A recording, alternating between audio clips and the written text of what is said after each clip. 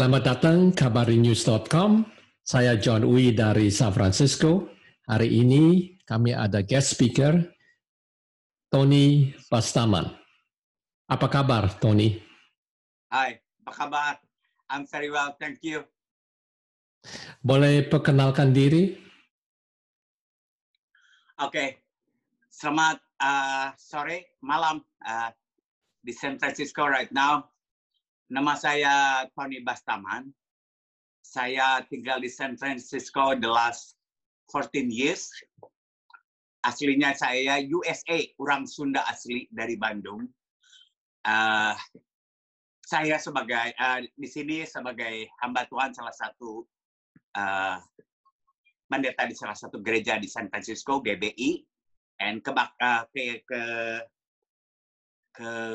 keaktifan saya berkiprah di melayani homeless, di Indonesian community, di mana saja saya bisa berfungsi, berusaha mencoba di dalam menolong kemanusiaan. Untuk sementara begitu dulu. Ya, saya juga melayani orang-orang narkoba juga di sini di Amerika, dan memang dari Indonesia juga saya seorang membuka non-profit drug rehabilitation. Salah satunya di era saya satu-satu non-profit nggak pakai tarif di Indonesia, called Miracle Center Serambi Salomo, and saya juga founder daripada salah satu founder dari Gerakan Nasional Anti Narkotika, Granat. Jadi saya di San Francisco juga menolong orang-orang narkoba dengan harm reduction, menolong secara private juga, consultation, apapun yang bisa saya lakukan. Ya, that's it for now. Thank you. Apakah tantangan dari masyarakat Indonesia sekarang? Masyarakat Indonesia. Oke, briefly here, yang saya tahu, saya tinggal di New York 1 tahun setelah tahun 2005, dan saya move 2006 ke San Francisco. Yang saya perhatikan, San Francisco itu the last 12 years, tolong dikonfirmasi juga Pak John ya, karena you juga di sini, menjadi kota termahal di Amerika. Ya, kota termahal di Amerika karena seluruh pusat dari IT, tech itu ada di Silicon Valley. Jadi selama 12 tahun itu semua seluruh dunia datang ke San Francisco, yang IT itu top of the world datang, sehingga kota ini banyak berubah dari kota ini yang dulunya terkenal sebagai kota yang banyak artis, banyak seniman, kota yang sekarang berubah menjadi IT, ya. Masyarakatnya berubah, ekonominya juga berubah. Bahkan in my word, I can say there's no more middle class. The last 12 years changed a lot. Ya, dari contohnya harga rent di San Francisco ini 12 tahun yang lalu, one bedroom apartment around $1,000, sekarang hampir $3,000. So saya melihat perubahan yang sangat drastis. No more middle class, tidak ada middle class lagi di San Francisco. Hanya orang high tech dan homeless. That was my word. Ya, hanya high tech dan homeless. Unless mereka yang punya rent control masih bisa bertahan di San Francisco. Dan itulah gambarannya. Dan kalau dulu 12 tahun yang lalu untuk tinggal di San Francisco itu kita punya penghasilan $30,000 sampai $50,000 per year. Sekarang to live in San Francisco you have to have income, in my understand is $130,000 a year to live in San Francisco. Jadi banyak sekali perubahannya. Tentunya juga middle class are gone. Bahkan kita kekurangan dokter, kita kekurangan guru, kita kekurangan polisi menjadi low income di sini karena kehidupannya sangat mahal sekali. Please correct me if I'm wrong, Pak John. Ya, tentunya orang Indonesia juga yang tinggal di San Francisco itu banyak yang pindah ke suburb, ya. Di suburb pun di California udah nggak ada yang murah sekarang ini. banyak yang di suburb. Jadi kalau orang-orang Indonesia yang boleh tinggal di sini, yang middle class ini, banyak yang masih ada yang bertahan. Saya lihat di lapangan ini, kalau orang in the coast, orang Indonesia itu satu kamar bisa 4-5 orang, satu kamar loh. Ya, cukup besar. Kamar saya lihat teman saya tinggal 4 orang untuk survive. Mereka kerja sebagai waiter, sebagai nanny. Jadi mereka bertahan karena penghasilannya besar, tetapi ya mereka hidupnya not comfortable karena hidupnya mahal sekali gitu ya. Jadi mereka orang-orang Indonesia yang tinggal di San Francisco ini hanya ya high class, orang-orang kaya aja. Jadi begitulah situasinya di San Francisco. Jadi the last 12 years ini banyak orang Indonesia yang tinggal di San Francisco keluar. Tetapi banyak juga yang bertahan karena San Francisco itu dikenal sebagai sanctuary city. Sanctuary city, that means orang-orang undocumented pun tidak bisa ditangkap atau dideportasi unless they have a problem with a crime, with the police. Jadi mereka juga bertahan di San Francisco karena San Francisco adalah sanctuary city. Jadi kurang lebihnya begitulah di mana di San Francisco itu. Jadi tantangannya tentunya ekonomi ya. Hidup uncomfortable tapi income pun banyak sekali. Kalau mau nekat harus punya nyali ekstra untuk tinggal di San Francisco. Contohnya waiter. Mereka bisa dapat, ada satu restoran yang bisa dapat tipnya aja $100 di restoran Jepang per night. Itu tipnya doang. Ya, seperti Uber. Saya sendiri Uber. Seperti Uber driver banyak, bukan hanya orang Indonesia saja. Banyak Uber driver itu datang dari kota-kota lain seperti di LA, dari Sacramento, dari kota-kota lain.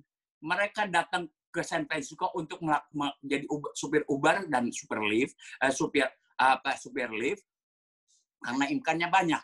Bahkan mereka itu tinggal di mobil, tidur di mobil, mandinya di gym, hanya untuk dapat income yang luar biasa. Betul. Kalau jadi mereka tuh hanya ngebelain, padahal mereka itu yang saya tahu punya anak istri di Los Angeles, punya rumah bahkan di Los Angeles. Ya, mereka datang ke San Francisco hanya untuk menjadi supir Uber, untuk mendapat income yang luar biasa. Tetapi mereka mengorbankan tidur di park, di mobil, mandinya di gym, 2 minggu sekali pulang untuk mendapat. Kalau mereka ini mereka orang Indonesia. Ya, banyak sekali orang Indonesia. Bahkan orang bule pun banyak. You believe or not, yang saya lihat tentunya orang Indonesia ya. Dengan arti kata, kalau mereka tidur di mobil, mereka bangun kerja, istirahat, tidur, mandi di gym, itu mereka mungkin kerja sekitar, say, 15 to 16 hour. They can make $8,000 to $10,000, you believe it or not. $8,000 to $10,000 a month. So, gaji siapa yang gajinya 8? Tapi ya mereka suffer dengan tantangan itu. Ya. Jadi itulah yang terjadi sebelum kena COVID ini tentunya ya. Jadi orang itu datang, memang income-nya luar biasa. Bagi middle class juga income-nya. Tetapi untuk survive seperti Uber driver, they cannot afford to pay rent for 1-bedroom apartment. Dan kalau mereka yang tinggal lama di sini, mereka tinggal sampai satu kamar itu 2-3 orang sampai 4 orang. Bahkan saya udah lihat 5 orang Indonesia tinggal di dalam satu kamar. Ya, it's not healthy. Tapi mereka berusaha di sini karena penghasilannya besar. Mereka mungkin harus kirim uang ke Indonesia. Kedua juga, mereka merelakan diri. Kedua juga ini sanctuary city. Sanctuary city itu tidak bisa dideportasi. Jadi itulah kondisinya secara global. Nanti saya sambil berjalan akan menceritakan tantangan demi tantangan. Tapi itulah kurang lebihnya San Francisco itu juga. Di sini seperti tadi saya katakan bahasa saya, bahwa di sini sekarang ini no more middle class. Only high class, tech people. Only tech people can afford. Only tech people. Ya, tech people or homeless. Atau low income. Karena low income people di sini, mereka dapat uang dari pemerintah, ya seperti mereka dapat SSI. SSI itu called Supplement Security Income. Ya, kalau mereka dapat SSI itu mereka dapat uang sekitar $1,000. Dan mereka tinggal bisa di SRO, single room only. Single room only itu semua old hotel di downtown, hotel-hotel tua di downtown itu di hire by the government untuk program SSI. Nah, jadi mereka dapat uang dari pemerintah $1.000 dan mereka bayar 30% of the income, sekitar 300, and the rest they can live. So itulah yang terjadi. Jadi mereka tinggal low income atau high class sekalian. Jadi that's my word. Only high tech and on homeless. No more middle class saya melihat di sini. Jadi middle class itu harus suffer, tapi middle class juga bisa mendapat uang yang cukup banyak dibanding di cover. Tapi kalau saya compare dengan state-state lain, orang-orang yang middle class itu bahkan undocumented people, mereka life-nya baik sekali. Mereka tinggal bisa in the cost 1 orang per kamar, ya, hidupnya cukup walaupun income di sana di state lain itu jauh sekali, mungkin half of di San Francisco. Ya, tetapi mereka hidupnya cukup nyaman, even though orang-orang yang undocumented, ya.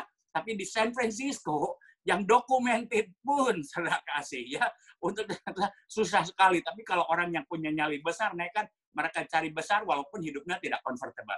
Jadi kurang lebihnya itulah San Francisco. Karena saya selalu berkiprah di lapangan, berkiprah di komunitas, jadi itulah tantangannya yang ada di San Francisco. Nah, tadi pertanyaannya Pak John mengenai tantangan di COVID, ya? Ya, terutama yang sekarang mungkin banyak yang unemployed, ya, karena restoran pada tutup dan sebagainya. Silakan. Ya, betul. Kalau saya lihat di masyarakat Indonesia, ya seperti tadi kembali dari pembicaraan sebelumnya, orang middle class di Indonesia itu nggak berdampak terlalu banyak mengenai pekerjaan, Pak. Ya, karena mereka rata-rata kerjanya nanny, ya, atau kerjanya take care of the older people. Mereka still go on, still dapat pekerjaan. Yang di restoran, yes. Yang di restoran berusaha mencari jalan lain lah, ya. Yang di restoran, yang kerja di restoran. Tapi karena di laporan yang ke saya datang itu, mereka masih bisa survive dengan arti kata nanny ataupun caregiver yang menolong orang tua. Jadi bahasa Indonesianya, kalau orang-orang Indonesia yang dengar di sini itu, mereka dikenal sebagai CNA. CNA itu Certificate Nurse Assistant. Jadi kalau bahasa Indonesianya cebokin nenek Amerika katanya. Sudah kasih, ya. Jadi tiket orang mereka masih bisa kerja, Pak. Ya, masih bisa bertahan. Tetapi yang jelas tentunya juga yang bekerja di restoran mereka suffer. Nah, sekarang ini by the law di Amerika ini government punya nggak bisa di-eviction katanya, ya, karena COVID-19. Tetapi di lapangan itu nggak semudah itu, Pak. Ya, nggak semudah itu. Contoh kasus saya ceritakan, ya. Mereka tahu bahwa mereka itu tidak bisa di kick out, di eviction itu diusir begitu saja karena mereka COVID. Walaupun sebelum COVID di aset yang saya tahu di San Francisco aja nih, ya. Ada satu kasus. Teman saya dia subletting, dia rent rumah karena long time dia punya Pak John, kalau sudah lama itu rent control. Ya, dia punya rent control. Jadi dia bayar rumahnya murah sekali ke landlord-nya. Dan dia karena ada rent control, ya. Rent control, ya. Dari rent control itu dia sewa-sewakan lagi. Itu kasusnya 3 tahun yang lalu sebelum ada COVID nih, ya, di rent control. Dia sewakan, saya nggak usah sebut namanya. Teman saya ini seorang Muslim yang default, dia sholat, dia segala macam. Nah, yang ngerentnya itu suka mabok, ngaganja, minum, bawa cewek, dia merasa terganggu sekali. Nah, satu hari si tenannya itu 3 bulan tidak bayar.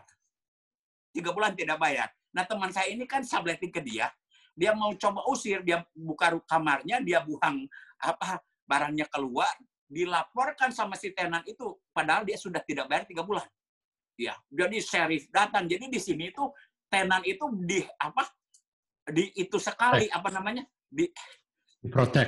diprotek sekali sama pemerintah, walaupun udah bayar nggak 3 bulan, ya bahasanya udah rese gitu, ya. troublemaker di rumahnya, nggak begitu saja, gampang harus melalui court, nanti court lewat itu, dan nanti di San Francisco itu tenant itu ada tenant right, ada housing segala, tenant right housing organization yang membantu tenant itu. Tidak semudah itu. Memang kalau mereka bisa diusir, mereka dapat bad record sehingga mereka susah sekali untuk sewa lagi karena recordnya jelek. Nah, tapi di dalam kondisi yang normal saja itu sudah susah. Apalagi di sekarang ini kan COVID. Jadi pemerintah juga memberikan suatu undang-undang, bukan undang-undang, seperti law protection bahwa nggak bisa di-eviction karena COVID. Tetapi kan kenyataannya nggak mudah. Banyak sekali orang telepon kayak saya karena saya ini hotline di San Francisco itu. Ya, orang kalau udah pada nggak kenal, orang sudah pada datang ke saya, Pak Tony, kami di ini katanya. Ini udah COVID, tapi ya tetap aja landlord-nya itu memaksa. Mereka memaksa pressure. Ya harus bayar walaupun sudah adanya. Nah, kami juga ada organisasi, nanti saya akan ceritakan sedikit, wadah organisasi lah namanya ICOC, Indonesian Community Outreach Committee ya. Kita itu ajarkan mereka karena banyak yang nggak tahu hukum ya. Jadi ajarkan mereka supaya mereka menulis surat ke landlord-nya. Tapi kan masalahnya termasuk saya juga kena. Bulan kemarin saya juga sempat nggak bisa full. Saya tulis ke landlord saya I cannot pay full my rent due to COVID. Terus landlord saya langsung kasih tahu, I understand the situation. Tetapi bukan berarti digratiskan. Jadi sisanya akan masuk ke next month juga, jadi beban juga. Itu yang saya alami.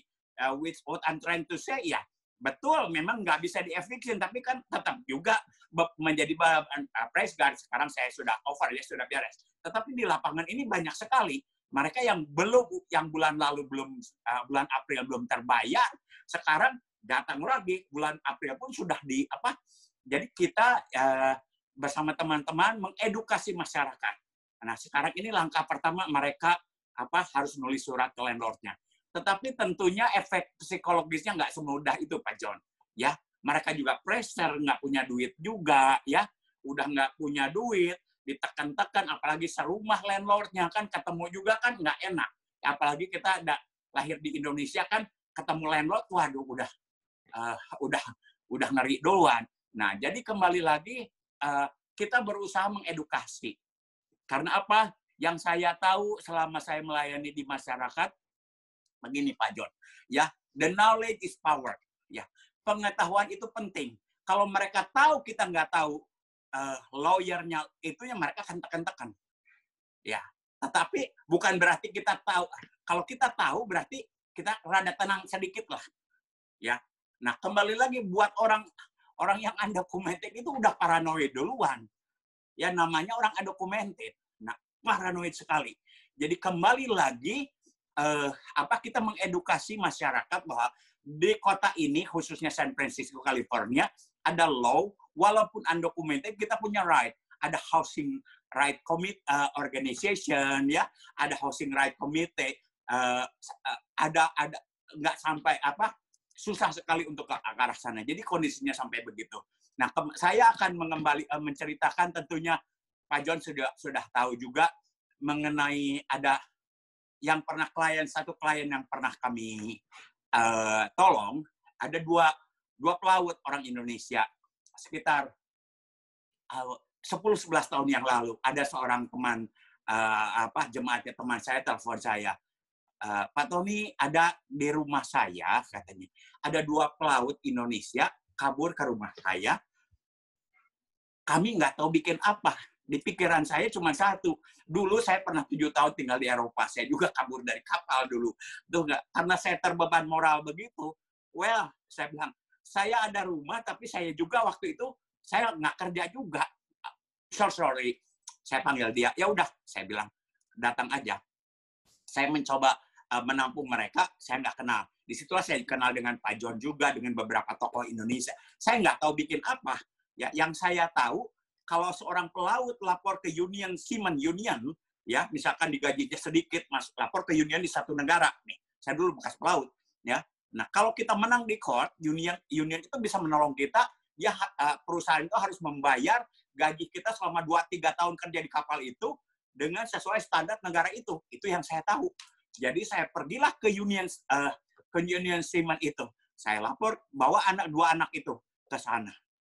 Nah, setelah itu saya juga nggak tahu, saya belum kenal banyak orang Indonesia. I don't know how to go to your office anyway.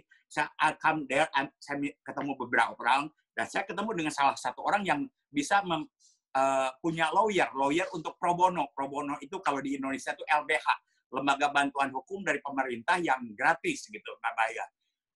Siangnya saya dapat lawyer, 6 jam kemudian saya ditelepon. Dia bilang sih FBI. Dia bilang FBI atau polis, not sure. Yang saya dengar FBI. Saya begitu nervous katanya. Tony Bastaman katanya. You menampung 2 orang anak kapal yang kabur. Wah, saya ketakutan sekali. Langsung, I have a lawyer. Nah, di Amerika ini kalau udah I have a lawyer, tenang juga. Tapi kan nggak setenang itu. Langsung siangnya saya bawa ke mana? Ke konsulat. Di konsulat juga, waktu itu dalam keadaan sibuk, dan memang itu urusan konsulat. Ya, terjadilah pro dan kontra. Ya, pro dan kontra. Banyak orang yang teman-teman, saya nggak ngerti apa-apa. Teman-teman bilang, Pak Tony katanya, walaupun Anda hamba Tuhan, kamu itu bukan Tuhan Yesus. Ada yang bilang begitu loh, Pak. Wah, maksudnya apa ini kamu? Kamu nolong-nolong katanya. Yang bisa aja kamu tolong katanya. Jadi orang jadi repot semuanya. Wah, sampai ke sana. But, pendek cerita, ya, kita mendapatkan lawyer. 2 anak ini ternyata bisa masuk kategori daripada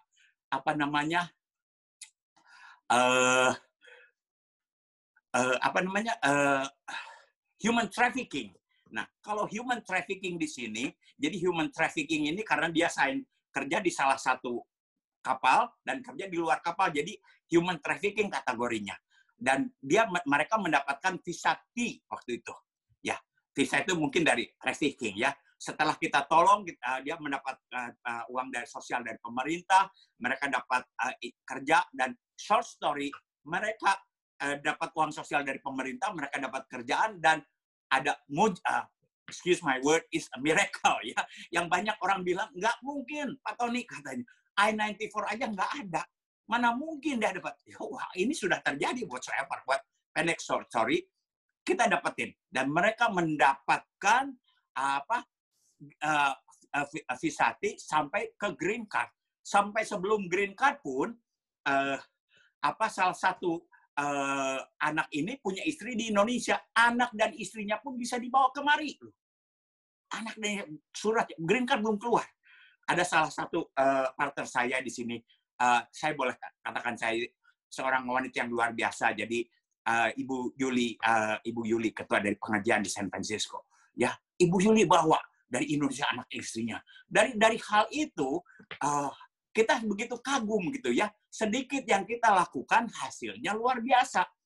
Akhirnya, saya ini dari 7 tahun saya hidup di Eropa, 7 tahun di Australia, saya ini selalu berorganisasi. Yuk kita bikin organisasi, maafkan saya ini orang-orang pendatang baru, saya bilang. Ya banyak pro dan kontra. Ada yang tanya kepada saya, Pak Tony katanya, apa motivasi Anda bikin organisasi ini? Bagi saya, ini Bung Arnold almarhum ya, temannya Pak John juga. Ya, Bung Arnold tanya sama Bung Arnold, bagi saya pribadi, menolong itu adalah ibadah. Dan itu apply to any religious gitu ya. Jadi, partner saya itu adalah salah satu tokoh muslim, saya dari Nasrani, saya juga hamba Tuhan, saya dari perkumpulan hamba-hamba Tuhan di FKGI, namanya Forum Gereja Indonesia di San Francisco ya, kerjasama gereja. Jadi saya dari Nasrani, partner saya Ibu Yuli, salah satu tokoh Muslim, pengajian di San Francisco, dan ada beberapa teman saya, Ibu Hediana dan Ibu Syafana. Kita bergabung berempat bikin satu wadah namanya ICOC. Karena apa? Di situ saya melihat pekerjaan kita yang kecil hasilnya luar biasa. Nah, salah satu anak dari 2 anak ini termiskin di kampungnya, Pak. sekarang jadi terkaya di kampungnya, kan luar biasa. Wah, dari termiskin di kampungnya jadi terkaya di kampungnya ya. Mereka dapat green card, anak istrinya bisa dapat di sini. Maka terjadilah satu wadah namanya ICOC, yaitu menolong masyarakat Indonesia yang dalam kesulitan tanpa melihat suku, ras, dan agama.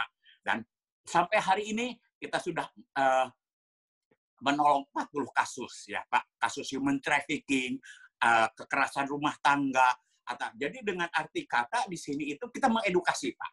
Dan saya juga learning by doing gitu. Saya nggak ngerti apa-apa. Saya mengedukasi karena dari pengalaman. Jadi di negara ini, walaupun nggak punya surat, kalau ada kasus di abuse atau diapakan lah, ada kasus, pokoknya kasus itu banyak macam hal ya. Di abuse atau apa, di sini ini punya dua hak ya.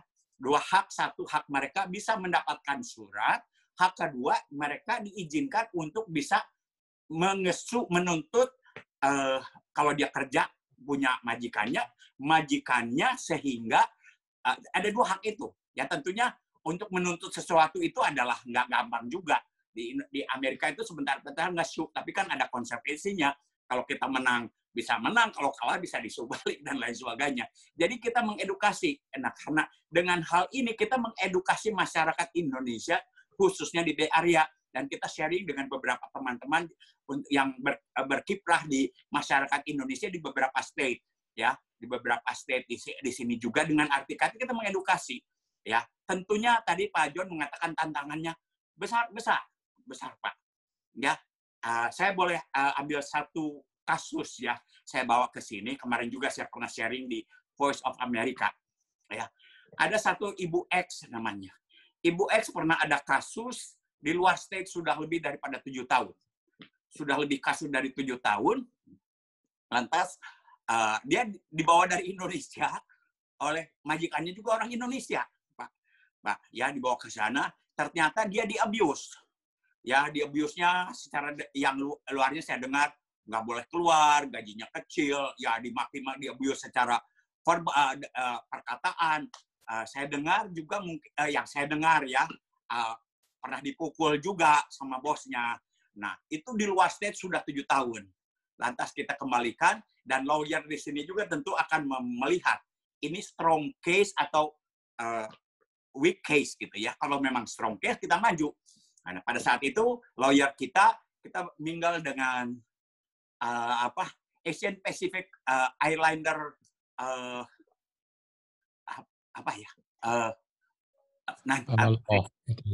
APILO, Legal Outreach. Ya, kita punya badan, ada satu teman saya, dia itu behind the screen. Pak Jo juga tahu namanya, tapi dia luar biasa ya, superhero ya, dia super information. Ya, kita ada mingle ke sana dengan APILO itu, lantas kita tolong, ini strong case.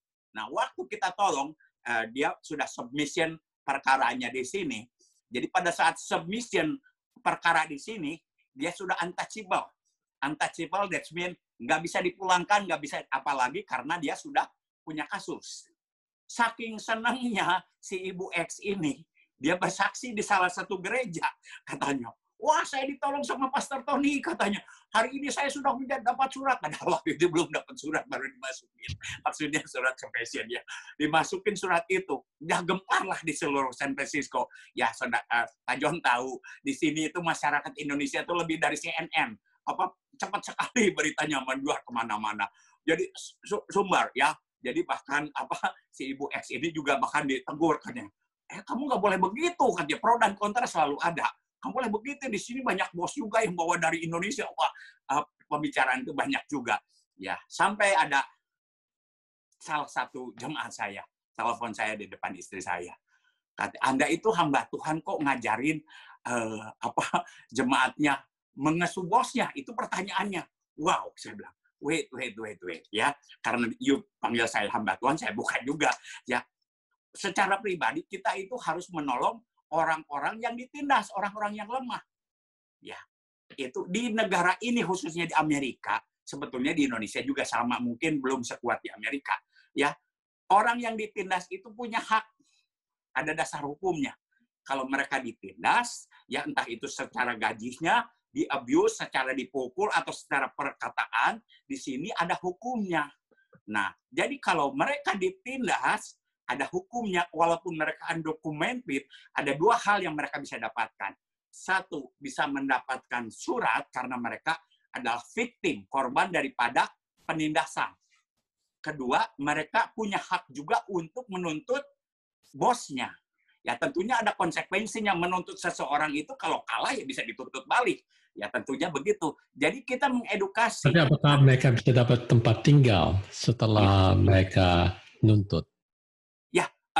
Ya dapat tempat tinggal. Waktu itu prosesnya si yang dua pelaut itu konjen juga sempat menolong mereka sampai self standing ya. Yang satu pernah tinggal Tapi dengan bagaimana dengan pembantu yang ditindas seandainya sama majikan dan pembantunya akhirnya nuntut? Apakah pemerintah Amerika memberi tempat untuk tinggal juga atau gimana tuh? Oh, itu separate case ya. Contohnya waktu itu Pak ya di kasus ini, di kasus yang kita handle, yang kita handle itu KJRI saya angkat tangan juga, mereka sempat kasih mereka hotel sekitar 3 bulan ya, kasih makanan juga. Nah, karena waktu itu kita belum tahu. Nah, sekarang ini dapat Pak. Ada satu kasus jaga baru-baru ini. Dia itu jadi juga ada kasus, saya nggak usah ceritakan lah kasusnya dengan orang Amerika di sini dengan orang Amerika. Nah, suratnya belum dapat pun dia sudah bisa masuk Pak. Masuk di SRO program itu. SRO program itu single room only karena pada saat itu juga dia punya penyakit diabetes, dia juga sudah senior, ya above 60 lah umurnya. Dan kedua waktu itu kakinya sakit. Nah, jadi karena keadaannya mendesak, jadi di sini kalau memang benar-benar urgent itu ada beberapa homeless program, salah satunya SRO. Homeless program itu buat family homeless program dan ke sana. Jadi ada juga kasus yang kita layani pemerintah. Jadi jawabannya ya bisa kita masukin ke SRO. SRO itu single room only yang tadi saya katakan itu. Jadi walaupun suratnya belum surut mengenai proses, kita bisa masukin. Tentunya ada waiting list, tapi tergantung dari urgensinya. Ya, di lapangan itu tergantung daripada urgensinya mereka ada. At least mereka dapat shelter selalu ada. Jadi kembali di poin ini shelter, kalau Pak John melihat, ya mungkin seluruh dunia melihat, ada homeless di Amerika ini. Di jalan itu sebetulnya, saya sorry aja, saya singkat. Jadi 12 tahun yang lalu masih banyak SRO single room only untuk homeless. Mereka itu sebetulnya tidak usah tinggal di jalan, bisa tinggal di SRO. Tetapi 80% homeless di San Francisco itu bukan karena nggak punya uang, Pak. Karena alcoholic and drug. Jadi untuk masuk ke program SRO itu ada supervisor. Ya, di SRO itu ada supervisor, mereka harus pergi ke dokter, mereka harus dicek ke kesehatannya, ya, dan mereka juga harus ikut program legal drug. Maksudnya narkobanya narkoba daripada resep dokter, bukan narkoba not street drug ya, not illegal drug. Jadi ada program itu didesain supaya untuk masuk SRO itu to be legal drug, not illegal drug, ada supervisor. Walaupun kenyataannya di SRO juga mereka masih pakai narkoba jalanan gitu ya, tetapi mereka setidaknya mereka harus ada kontrol. Jadi dikontrol supaya penyakit mereka tidak menular karena di jalan itu hanya banyak tuh ya sudah kena HIV, ya, HIV atau kena AIDS atau whatever ya. Nah, jadi supaya mereka tidak menular, makanya ada juga di sini namanya harm reduction. Harm reduction itu kita bagi-bagi kondom, suntikan. Pertama saya nggak setuju Pak dengan itu karena maaf saya hamba Tuhan, masa saya harus bagi-bagi kondom. Tetapi itu program untuk supaya penyakit itu tidak menular. Toh tanpa mereka kondom, tanpa suntikan juga mereka masih melakukan, akan menularkan bagi banyak orang. Untuk safety mereka, setelah saya mengerti saya ikutin. Bahkan di beberapa Amerika di mana di Indonesia pun dulu ditolak harm reduction itu, di Malaysia juga ya. Tetapi karena kita untuk menghambat, toh mereka tetap melakukan juga hal-hal begitu. Jadi untuk menghambat harm reduction. Jadi harm reduction itu. Jadi 12 tahun yang lalu homeless itu di jalan bukan pilihan mereka juga sebetulnya. Enggak, a lot of thing going on. Jadi mafia-mafia narkoba itu ambil uang mereka yang $1.000 itu, mereka supply narkoba cheap drug, ya selama 1 bulan. Jadi mereka di jalan itu sebenarnya bukan karena mereka itu karena ada program tapi bukan nggak mau dipaksa sama mafia juga untuk tinggal di jalan. Itu yang terjadi. Tapi sekarang Tony, ini apakah banyak masyarakat Indonesia yang kena narkoba? Oh, ada. Nah, itu saya akan bahas juga. Nah, gitu. Jadi kembali lagi masyarakat Indonesia karena ya saya berkiprah lama melayani narkoba karena background saya juga. Saya lebih terbuka dengan mereka banyak, Pak. Seperti di mana? Di San Francisco ini ada 14 gereja Indonesia, ya. 14 gereja Indonesia, ya. Mereka nggak berani konseling kepada gembalanya, ya. Mereka datangnya ke saya berbicara di Indonesian Pastor Leaders di LA. Saya pernah kasih tahu, jemaat kalian tuh datang ke saya harus jaga konfidensial mereka. Dan mereka itu bukan hanya pemakai, Pak. Maaf. Ya.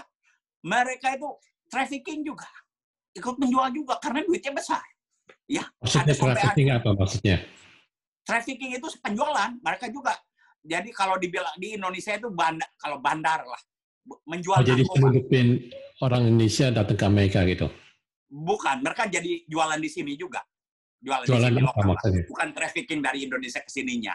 Karena menjual itu juga, ya contohnya. Jual apa? Misalkan, Jual sebagai prostitute atau apa? Kenapa? Sebagai apa? Pelacur atau apa? Saya nggak ngerti. Student. Halo. Maksudnya gimana? Student orang kaya, Pak. Oh, ya, maksudnya jadi mereka jual narkotik ke student? Enggak, di student community, banyak student ya konseling ke saya. Ada satu kasus besar, dia datang ke saya, pastor, dia curhat sama saya. Ya, jadi dia beli dari bandarnya. Jadi penjualan narkoba itu begini, Pak. Ada pengecer ya. Ya, pengecer. Pengecer itu jual kecil-kecilan. Ada yang middle class, ada yang kelas besar. Jadi mereka itu kan banyak student juga pakai narkoba, nggak berani beli. Waktu itu kan narkoba itu ada hard drug, ada soft drug. Sekarang soft drug di sini marijuana udah legal. Waktu itu belum, ya. Nah, mereka nggak berani beli, anak-anak orang kaya. Jadi ada satu anak yang berani, mereka beli, dijual lagi ke teman-temannya. Jadi dia bandar, bandar lah. Ya, mereka yang beli secara besar dia kan dapat untung juga. Ya kan nggak semua student orang Indonesia di sini juga kaya-kaya juga, ada yang pas-pasan. Ya, jadi mereka, wow, saya juga kaget. Wah, you berani amat, saya bilang. Sampai begitu. Nah, waktu itu mereka ketangkap lagi naik mobil. Ya mungkin dikejar sudah, polisi juga udah tahu mungkin ya. Ditangkap, ada satu kasus. Akhirnya mereka dipulangin. Sampai ya, saya juga harus jaga konfidensial. Oke, pulangin ke Indonesia maksudnya? Ya, ada sempat dipulangin ke Indonesia. Nggak tahu pulang sendiri. Waktu itu masih ke court. Saya sempat kasih advice juga. Nah, jadi kembali lagi di sini orang Indonesia juga ada. Makanya saya dengan Pak Konjen yang lama saya belum sempat, ya. Tapi hampir dengan ada salah satu kayaknya Pak Beni yang dari Pak John juga kenal yang sudah pulang itu. Nah, sekarang dengan Pak Simon saya juga sudah propose bahwa in reality banyak juga anak-anak student, ya, orang Indonesia juga banyak yang terkena narkoba. Kita kan harus ada preventif. Dan memang saya berkiprah, saya di Indonesia buka Gerakan Nasional Anti Narkotik yang organisasi ini adalah membuka undang-undang narkotik di Indonesia. Itu. Jadi kembali lagi, saya mau bikin preventif dan at least ada konseling. Karena mereka juga tahu, Pak, kalau mau konseling orang nggak ngerti juga repot kan, Pak. Ya, mereka harus... Jadi saya juga itu. Jadi banyak di lapangan banyak, Pak, yang terlibat, ya. Student juga banyak, ya, yang kena, ya, dan sampai ke trafficking, maksudnya ke sempat penjualan, mereka penjualan karena orang student nggak berani, Pak. Ya mungkin orang student juga nggak berani beli. Sekarang marijuana kan legal tahun terakhir ini kan, itu mereka juga nggak berani beli. Sekarang udah ada online. Sebelumnya kan mereka masih nggak berani beli keluar, nggak berani ke jalan, tapi mereka pakai juga. Jadi kembali lagi ya di lapangan itu sampai ada, walaupun nggak banyak persentasenya ada. Jadi saya juga mau bikin preventif juga. Preventifnya untuk bagaimana orang tua menghandle, karena yang saya lihat student itu kaget, shock culture di Indonesia dengan orang tua datang ke sini sendirian, orang tuanya monitor terus kan. Di sini kan everything are free. Itu ya, mengenai narkoba. Kedua juga ya, ini saya juga pernah tinggal juga di Philadelphia. Saya lihat di kemarin Pak Aldo Syaan di interview dengan Pak John. Di sana juga tantangannya lain. Kalau di sana kan bukan student, di sana itu pekerja buruh-buruh. Nah, buruh-buruh, dan kalau saya lebih dekat lagi, bukan narkoba di sana, Pak. Tapi maaf ya, ini sedikit privacy, tapi ya memang ini adalah beban moral kita juga. Banyak juga kejadian yang di Indonesia punya istri, punya suami yang terpisah. Di sini ada banyak perselingkuhan yang sebetulnya itu urusan pribadi, tetapi kembali lagi kalau udah ada kasus itu adalah urusan kita juga, Pak. Ya, sebenarnya saya nggak mau touch mereka, itu urusan mereka pribadi. Tapi kan kalau ada kasus di sini juga kan akan ditanya juga suaminya, ada yang kawin di sini dengan mereka pernah kawin nggak di Indonesia kan? Ada juga kan kesatunya. Jadi walaupun kita bukan urusan kita, jadi urusan kita juga. Ada yang bilang belum kawin di sini jadi kawin, nanti kalau udah di court kan kita juga sebagai tokoh-tokoh masyarakat itu yang nggak urusan yang private juga, karena di sini untuk misalkan kawin di sini entah dengan orang Indonesia lagi, entah dengan bule lagi, mereka tanya, "You udah kawin atau nggak pernah kawin?" Nah, banyak yang bohong-bohong. Nah, itu juga akhirnya banyak seni. Jadi ya itulah saya berbicara di San Francisco dulu lah ya. Walaupun saya pernah tinggal di Villa sama di New York. Jadi di sini itu beda kasusnya dengan Philadelphia. Kalau di sini kan kebanyakan orang-orang student, dari student, terus undocumentednya juga harus punya berani. Tapi yang saya lihat juga banyak sekali mereka datang, ya dulu ada siapa namanya di downtown itu, di Gary itu yang sudah meninggal itu, yang menampung kos-kosan orang Indonesia. Orang datang, wah itu Weni. Siapa? Ibu Weni. Bu Weni. Bagi saya itu pahlawan yang nggak kedengeran, Pak. Saya cerita sama orang-orang Konjen. Di Bu Weni itu kan kalau weekend itu orang Indonesia itu dalam satu kayak ikan pindang tinggal. Ya, kayak ikan pindang tinggal. Mereka tinggal di sana. Tapi setelah mereka, sampai yang saya lihat Bu Weni itu, kalau nggak punya duit, nggak usah bayar. Sampai dicari kerjaan, sampai bisa. Sekarang udah pada jadi lulusan-lulusan Ibu Weni itu. Dari situ juga. Itu pahlawan nggak kedengeran, Pak. Nggak kelihatan, tapi dia banyak sekali menolong orang. Ya, jadi kembali lagi, di situ banyak juga orang datang yang punya nyali besar gitu ya. Aku mencoba di San Francisco, jadi benar sekarang ini mereka yang dulu tinggalnya kayak pinang di Ibu Weni sudah pada beli rumah sekarang. Beli rumah di San Francisco, bukan di San Francisco ya, itu suburb. Ada di suburb ya. Daerah mana jauh lah pokoknya di 2 hour dari ini ya. Jadi gitulah. Jadi kembali lagi tantangannya, kembali lagi itu situasi di lapangan itu begitu ya. Homelessness di San Francisco itu sampai hari ini orang Indonesia yang pernah homeless pernah datang ke saya juga. Jadi udah homeless, orang lama juga. Jadi karena orang Indonesia itu begini, Pak, lebih kuat lah ya, nggak seperti orang mau tinggal tumbuk-tumbukan. Kalau orang Amerika kan bapaknya kaya, dokter, punya rumah, anaknya homeless, mereka nggak mau. Karena mereka ngerti, Pak, kalau narkoba, jangan pernah tinggal di satu rumah dengan narkoba. Jangan pernah satu rumah. Jadi mereka walaupun anak sendiri, jadi homeless. Itu di jalan, padahal orang tuanya kaya, punya rumah. Itu bule. Kalau orang Indonesia nggak bisa. Nah, kasusnya kalau orang Indonesia begitu, Pak. Ya, kalau punya masalah nggak mau ngomong. Tahu-tahu ngetok pintu bawa kopang. Tolongin gue dong, katanya. Gue udah homeless. Nah, kita orang Indonesia nggak bisa bilang apa-apa juga kalau udah begitu. Itu culture masyarakat Indonesia. Nggak itu ya, mungkin nggak harusnya saya bahas, tapi itulah yang terjadi. Nah, banyak sendiri tokoh-tokoh masyarakat seperti Ibu Yuli juga kejadian kalau udah benar-benar kepepet baru nggak konseling dulu, bawa koper, aku udah diusir. Nah, itu yang terjadi. Nah, sekarang ini gue dengan COVID ya, ya kita kemarin ini kan sedang membuat satu wadah juga ya dengan Pak Konjen, dengan siapa, dengan tokoh-tokoh masyarakat juga, antisipasi kita apa yang terjadi untuk masyarakat Indonesia. Kita kan belum bikin, sebetulnya kita masih bikin wadah aja, belum melakukan, kita masih lakukan, Pak John melakukan dengan PSI, dengan Pak Tony Lolong dengan gerejanya, di gereja masih Ibu Yuli dengan pengajiannya. Tapi soon or later kita akan menghadapi, karena ada 2 poin yang saya lihat, yaitu food crisis, sekarang udah kita lihat, food crisis itu, ya food crisis kedua, homelessness itu akan terjadi. Jadi homelessness akan terjadi. Nah, kembali lagi, antisipasi saya memang seluruh dunia impact-nya ada. Ya, tapi kan kita sebagai tokoh-tokoh masyarakat, kita nggak bisa diam aja. We try to do our best, God do the rest. Dengan arti kata, nah kalau seumpama nanti masyarakat Indonesia yang datang ke sini itu, kalau food crisis, mungkin kita masih bisa bergerak lah ya. Sekarang ini kan bagian masing-masing. Yang senior udah ada urusannya dengan senior, yang gereja berjemaat dengan gereja, dengan pendetanya, dengan apa segala macam. Kita masih handle, masih bisa, saya sedang monitoring kemana-mana juga. Nah, kalau homelessness datang, kemarin itu, ya, saya berpikir, nah sekarang ini di San Francisco ini, luar biasa.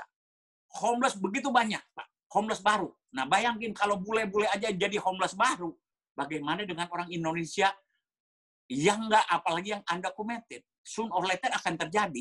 Sekarang, you know what I mean, right? Di San Francisco udah ngeri. Homeless baru sekarang. Saya lihat di lapangan. Dari luar state, bukan? Biasanya bukan. dari kota atau itu yang memang... itu bukan ada rumor, memang terjadi. Karena, mundur sedikit, Pak John ya. 80% homeless di San Francisco itu drug addict and alcohol. Kalau mereka jadi homeless, yang nggak alkohol juga jadi alkohol, Pak. Yang nggak narkoba juga jadi narkoba. Kenapa? Simpel aja, Pak ya. Kita tinggal di Tempur-Pedic, di kamar kita yang nyaman, di ranjang Tempur-Pedic yang ranjangnya empuk, kadang-kadang kita nggak bisa tidur. Mereka juga manusia, Pak. Bagaimana, kebayang nggak tidur di jalan? Orang lalu lalang. Untuk tidur di jalan aja, wow. Can you sleep? What do you think? Can you sleep? Of course mereka nggak bisa tidur. Mereka perlu minuman untuk bisa tidur. Jadi yang nggak alkohol juga bakal jadi alkohol. Nggak mudah tinggal hidup di jalan itu. Jadi I understand even though I'm not agree. Jadi mereka itu begitu. Nah, sekarang kasusnya, pemerintah sudah City sudah sediakan 8.000 kamar hotel untuk para homeless. They are deserved. Masalahnya, homeless itu nggak senang tinggal di hotel, Pak. Ya, karena di hotel itu nggak ada alkohol, nggak ada narkoba. Kan problemnya. Untuk orang alkoholik, untuk narkoba, mereka memilih tidur di jalan, pakai tenda, ada narkoba, daripada tidur di hotel, sakau. Sakau itu sakit karena engkau, kata Pak Widraw. Kesakitan, pain, sakit. Saya bekas narkoba dulu, sakit. Jadi bagi mereka, no, I don't need a hotel. I need drug. Itu masalahnya. Jadi sekarang ini pemerintah kan, sekarang ini sedang mau mensuplai alkohol dan soft drug, medication drug ya, seperti marijuana and so on. Ya. Nah, tapi kan masalahnya di lapangan itu mereka itu bukan soft drug. Mereka pemakai heroin. Mereka hard drug itu bukan hanya marijuana aja. Ya, apakah mereka supply juga, dan pemerintah tidak ada dana untuk mensuplai, dan kalau dibiarkan mereka di jalan, COVID akan menyebar parah sekali. Nah, jalan satu-satunya untuk mereka membawa ke hotel itu harus disuplai, dan dana itu nggak ada dari pemerintah, dari non-profit juga yang mengerti keadaan di dalam. Nah, ini yang sedang terjadi di San Francisco, ya. Mereka sedang lagi nego nih. Oke, aku mau masuk hotel, ada di supply minuman, nggak minuman keras, atau di supply drug, itu sedang nego. Dari dulu itu program udah sebulan nggak berjalan, sedikit-sedikit. Dan di sini nggak bisa dipaksa juga. Nah, sekarang, saya melihat satu celah yang luar biasa buat masyarakat Indonesia. Please pray for me and help me. Karena saya ini gaptek, Pak. Maksud saya begini, Pak. Ada satu kasus kemarin saya ketemu homeless. Dia sudah dapat SRO, maksudnya dia sudah dapat rumah, tempat kan. Ini Ya, dia orang punya Indonesia? Bukan, orang bule. Ya. Okay. Kemarin saya mau baptisin homeless 2 minggu yang lalu. Saya ketemu, dia ikut ke mobil saya. Ya, dia cerita, saya ini dapat SRO, katanya. Dapat serga, berarti dia sudah dapat rumah. Tapi saya dapat tinggal di hotel yang sedang di 8.000 hotel yang bagus kan. How can? Saya bilang, kenapa? Karena begini, di SRO itu lingkungannya narkoba juga kan. Ya, di SRO itu lingkungannya banyak narkoba, tetangga kiri kanannya. Ya, jadi mereka itu nggak usah keluar rumah, ketok pintunya. Ya, ketok pintu. Diketok pintunya, ditawarin narkoba, dan mereka akan lemah sekali. Nah, yang ya biasa ngurus narkoba, mereka akan. Jadi kalau orang baru berhenti narkoba itu, program pemerintah, keagamaan, mereka harus keluar daripada lingkungannya dulu.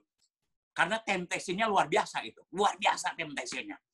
Nah, jadi dengan alasan itu, saya mau ikut ke hotel aja deh. Karena saya ini baru berhenti narkoba. Kalau saya di rumah, teman-teman saya kerang-kering walaupun nawarin. Yang nggak punya duit dikasih gratis dulu, biar beli lagi. Saya nggak kuat. Dengan alasan itu, padahal walaupun dia punya rumah, dia boleh tinggal di hotel itu, Pak. You got what I mean? Ya, dengan alasan itu hanya untuk keluar daripada lingkungannya karena dia sedang periode berhenti narkoba. Nah, saya melihat dari hal itu ternyata kalau dia aja yang masih punya rumah, masih bisa masuk ke hotel itu, apalagi kalau kita ada homeless yang benar-benar nggak narkoba. Nah, just in case kalau ada masyarakat Indonesia besok-besok kena eviction di Usir, ya tentunya kita akan bisa masuk. Kalau dia bisa masuk, kita juga bisa masuk. Cuman saya Hotel apa aja yang available sekarang? Kenapa? Hotel yang mana aja yang available sekarang di sana? Mereka nggak publication, nggak public, tapi ada 8.000 hotel. Tapi yang saya lihat 3 star, ya 3 star hotel. Seperti yang saya udah kelihatan itu kayak motel-motel 8 apa? Motel 8. Motel 8 Super 8. Ya kurang ya you know 3 bintang itu yang mereka. Nah, di situ.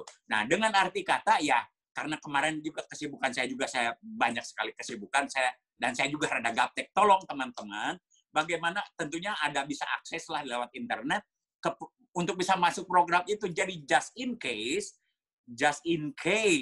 ada besok ada orang Indonesia kena eviction, kita bisa salurkan ke program itu karena masih ada tempat untuk mereka itu masih ada tempat hotel-hotel itu satu pertamanya. Dan kedua lagi, mari kita belajar dari di Philadelphia. Saya udah di San Francisco karena saya pernah di Philadelphia, saya memonitor di sana. Sekitar 12 tahun yang lalu ada sweeping di sana. Sweeping, dan banyak yang undocumented. Pada saat mereka sweeping, di sana kan nggak sanctuary city, digedor dari rumah bisa ditangkap pulang. Gitu. Mereka itu larinya ke satu gereja bule di sana. Karena di dalam histori Amerika, gereja itu adalah tempat penjahat aja di sejarah gereja, ngumpet di gereja, aman. Nah, karena historical itu juga mereka pakai, jadi ada satu gereja bule besar, banyak orang Indonesia, mungkin hampir 100 kali, tinggal di gereja bule, ditampung di sana. Jadi, ICE juga mereka nggak bisa masuk ke sana. Sampai mereka menguruskan ada nego-nego bagaimana. Itu yang saya dengar. Jadi kemarin itu ya saya juga kita nggak tahu kalau besok-besok ada ada masyarakat Indonesia kena homeless, apakah ada satu hall Indonesian shelter ya entah hall kita bisa nyewa hall atau apa juga yang bisa menampung masyarakat ini karena ya sekarang ini kan COVID kita nggak bisa bawa ke rumah juga. Sorry terlalu dalam. Saya dan istri saya kadang dulu karena saya waktu itu nggak kerja, saya bawa homeless ke rumah, tapi nggak bisa sekarang, betul nggak? Ya kan kita juga nggak mau kena COVID, betul nggak? Nah jadi kembali kalau it happen, kita kan antisipasi. Nah ada satu program pemerintah ini hotel-hotel itu masih ada. Nah bagaimana caranya kita ada akses ke sana? Jadi just in case ada orang Indonesia, warga Indonesia yang kena eviction, kita bisa masukin ke sana. Nah, tolong juga bantu bagai ke program itu, biar nanti saya orang lapangan saya akan follow up, karena kembali lagi itu juga saya mungkin hari-hari ini saya agak banyak ada waktu ya, sampai kemarin itu saya sibuk sekali. Nah, itulah. Tony, untuk pemirsa Kabari yang ingin kontak Tony, bagaimana paling baik? 24/7. Ngerti, tapi kontak nomornya atau apa, tolong beritahu. Ya, 415-573-7791. Ya, kalau bisa sih WhatsApp aja dulu ya, karena kalau kering-kering kadang-kadang dari teman-teman dari Pakistan, konseling-konselingnya dari saya berpulang dari Pakistan, orang-orang kan waktunya nggak tahu juga, kita jam 2 subuh, tapi ya saya sudah terlatih Pak, karena biasanya juga seperti orang narkoba itu kumatnya di atas jam 12 malam, lonely, segala macam, mereka telepon saya, ya itu saya mengerti, tapi kalau coba tolonglah kalau yang bukan narkoba jangan telepon saya after 12 midnight gitu. Ya, pesan terakhir untuk Tony, tolong kasih pesan terakhir untuk pemirsa Kabari. Teman-teman di Kabari, ya gimana juga kita dilahirkan di Indonesia, sekarang ini ada diaspora ya. Kita ya semua ada impact-nya. Di Indonesia mungkin tantangannya beda di sini. Mari kita juga satu aja Pak ya, satu lagi sedikit Pak ya. Saya ini kan kekurangan kita ini dengan food crisis ini adalah volunteer ya Pak ya. Seperti kemarin Pak John ya sempat sharing juga ya di PPMI ya. Volunteer, karena grupnya Pak John itu manula semua, saya juga manula nih. Begini Pak ya, dengan arti kata saya pun maunya lockdown kemarin itu, siapa yang nggak mau lockdown ya. Tapi karena kebutuhan ya, sebagai suami saya juga harus bayarin, saya tetap kerja juga kemarin itu. Nah, kedua, bagi saya simpel aja. Kalau saya ngajak-ngajak teman, yuk kita jadi volunteer nih, banyak orang Indonesia perlu dikirim makanan. Kalau besok-besok mereka kena COVID, saya bisa disu di Amerika ini. Jadi kan saya nggak bisa juga. Saya hanya mau menginspirasi, makanya lewat Facebook saya, lewat apa, saya bukan Pak Tony ngasih-ngasih. Enggak, saya mau inspirasi kepada mereka begini, Pak. Kalau kita masih bisa belanja nih buat diri kita sendiri nih, ke grocery. Nah, kalau tetangga kita, kalau teman kita kan ada orang cacat, orang senior yang biasa dikirim makanan, nggak ada volunteer, apakah kita nggak bisa beliin mereka juga? Nah, itu simpel aja kan. Nah, kembali lagi. Waktu sekitar 1 bulan yang lalu, saya juga mau itu saya lihat di TV, banyak senior orang disable biasa dikirim makanan, nggak ada volunteer. Kelaparan orang disable, orang tua ke jalan minta makan. Waktu saya ngelihat itu, saya nggak bilang sama istri saya dulu, langsung saya pergi aja. God forgive me, saya bilang. Ya, saya ketok tuh Meal and Will. What's happening? Saya lihat di TV kemarin, sampai direktur direktur programnya turun. What happened? Saya bilang, saya ngelihat kemarin di situ. Apa yang terjadi? Thank you. Anda dari mana? Oh, saya sebagai hamba Tuhan dari Indonesian Community Hopeless Ministry. Saya bilang, ada apa? I have a car. Saya bilang, can I help you? Saya bilang, oh, gara-gara kemarin ditayangkan di televisi, katanya, sekarang volunteer sudah penuh. Nah, begitu juga Pak. Nah, kita aja, betul. Kita kan nggak bisa selfish juga. Kalau kita melihat, kita ini bahaya. Saya nggak mau ngajak, yuk jadi volunteer. Besok-besok ada yang kena.